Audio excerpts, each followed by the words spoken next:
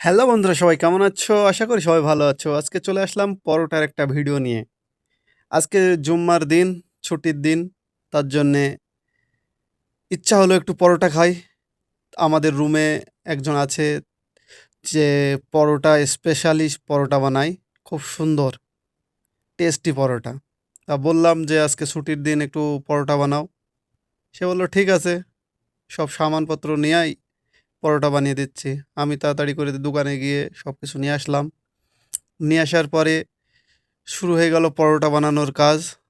এই যে পরোটা তৈরি হচ্ছে, খুব সুন্দর স্পেশাল পরোটা। এত সফট আর এত সুন্দর টেস্টি। এই যে সবাই বলছে কি সুন্দর করে পরোটা বানাচ্ছে, দেখছে সবাই। সব এরকমভাবে আর কি দেখিনি যে কিভাবে পরোটা বানাচ্ছে। হাত দিয়ে মারছে আর পরোটা তৈরি হয়ে যাচ্ছে খুব সুন্দরভাবে।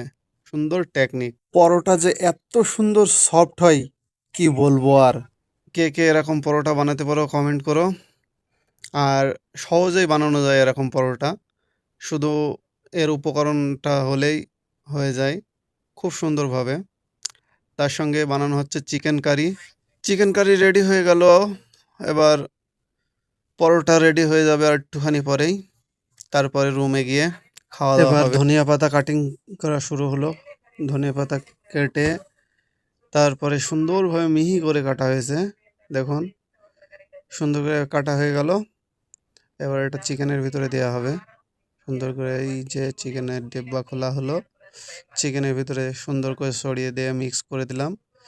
দেওয়ার পরে এবার খেতে বসে গেলাম। 2 পিস পরোটা আর এই চিকেন নিয়ে নিলাম। এবার সুন্দরভাবে খাওয়া হবে চিকেন দিয়ে পরোটা।